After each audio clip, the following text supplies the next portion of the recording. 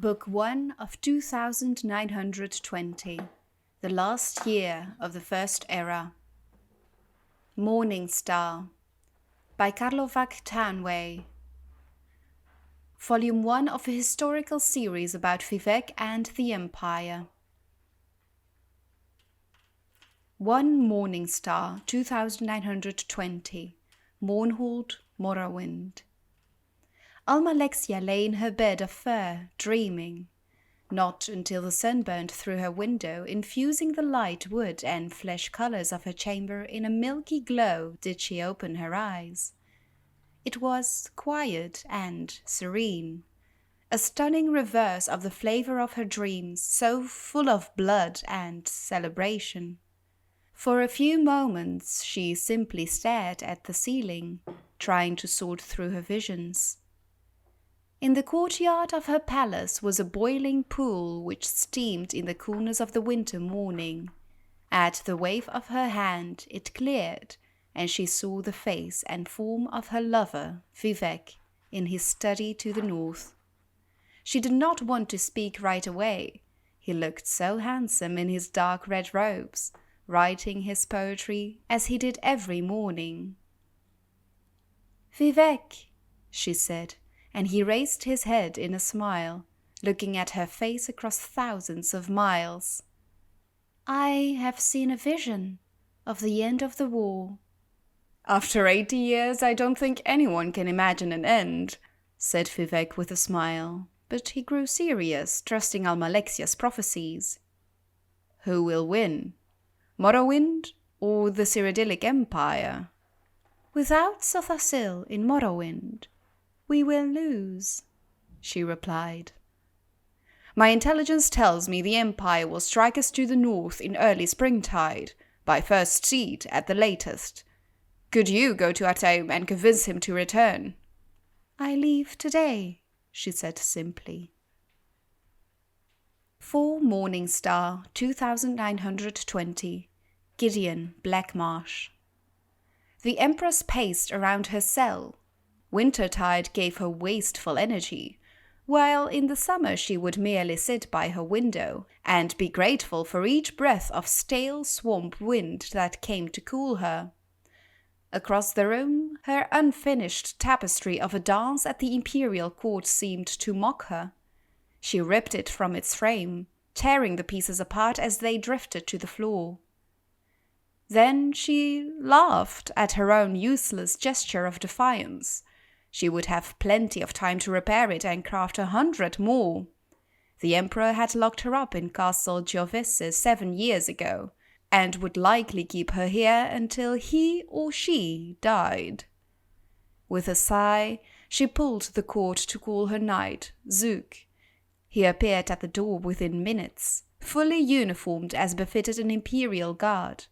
Most of the native Kothringi tribesmen of Blackmarsh preferred to go about naked, but Zuuk had taken a positive delight to fashion.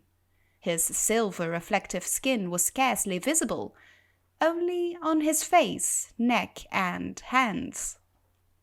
"Your Imperial Highness," he said with a bow. "Zuuk," said Empress Tavia, "I'm bored. Let's discuss methods of assassinating my husband today."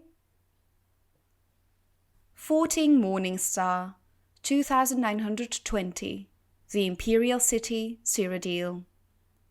The chimes proclaiming South Wind's prayer echoed through the wide boulevards and gardens of the Imperial City, calling all to their temples.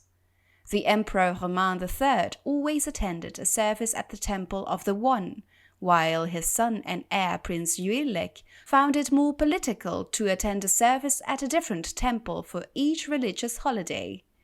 This year it was at the Cathedral Benevolence of Mara. The Benevolence's services were mercifully short, but it was not until well after noon that the Emperor was able to return to the palace. By then, the arena combatants were impatiently waiting for the start of the ceremony.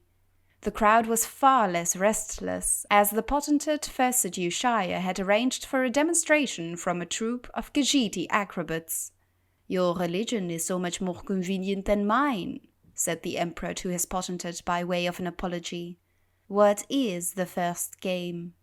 "A one-on-one battle between two able warriors," said the potentate, his scaly skin catching the sun as he rose.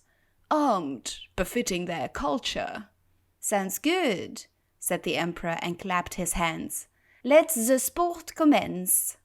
As soon as he saw the two warriors enter the arena to the roar of the crowd, Emperor Reman III remembered that he had agreed to this several months before and forgotten about it.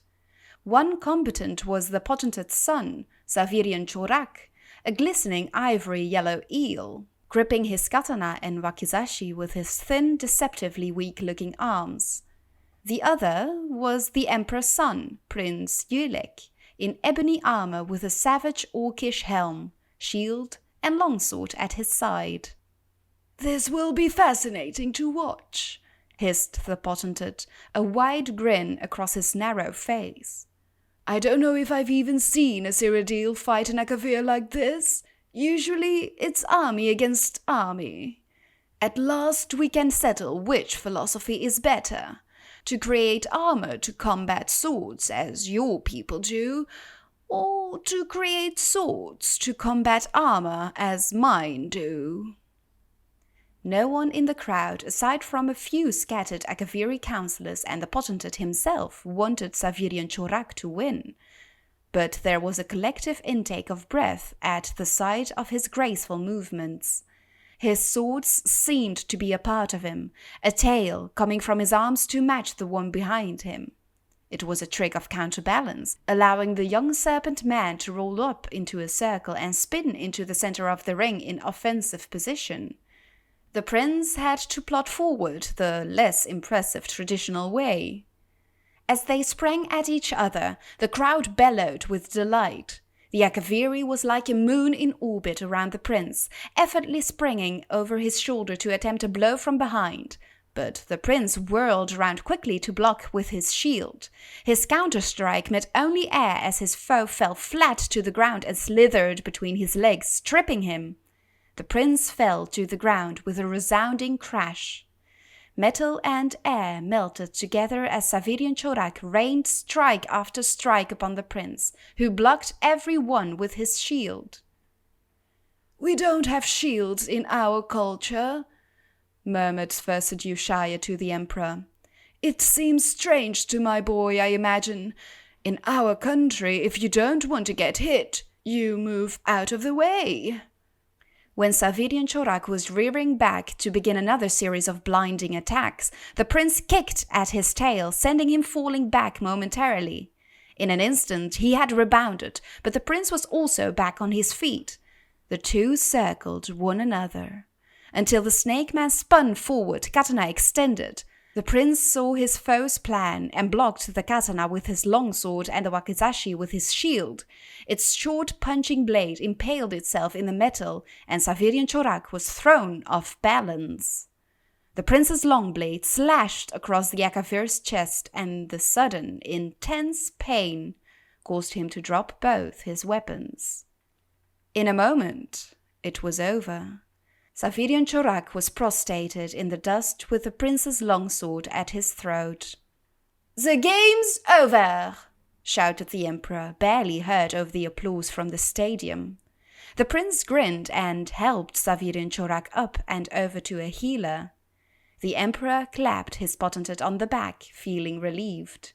He had not realized, when the fight had begun, how little chance he had given his son at victory. "He will make a fine warrior," said Versidue-Shaie, "and a great emperor." "Just remember," laughed the Emperor, "you Akaviri have a lot of showy moves, but if just one of our strikes comes through, it's all over for you." "Oh, I'll remember that," nodded the potentate. Reman thought about that comment for the rest of the games and had trouble fully enjoying himself. Could the potentate be another enemy, just as the Empress had turned out to be? The matter would bear watching. 21 Morning Star, 2920. Mournhold, Morrowind. "Why don't you wear the green gown I gave you?" asked the Duke of Mournhold, watching the young maiden put on her clothes. "It doesn't fit," smiled Turala. "And you know I like red." "It doesn't fit because you're getting fat," laughed the Duke, pulling her down on the bed, kissing her breasts and the pouch of her stomach. She laughed at the tickles, but pulled herself up, wrapping her red robe around her. "I'm round like a woman should be," said Turala. "Will I see you tomorrow?" "No," said the Duke. "I must entertain Vivec tomorrow, and the next day the Duke of Ebonheart is coming. Do you know, I never really appreciated Almalexia and her political skills until she left." "It is the same with me," smiled Turala. "You will only appreciate me when I'm gone." "That's not true at all," snorted the Duke. "I appreciate you now." Turala allowed the Duke one last kiss before she was out the door. She kept thinking about what he said. Would he appreciate her more or less when he knew that she was getting fat because she was carrying his child? Would he appreciate her enough to marry her? The year continues in Sun's Dawn.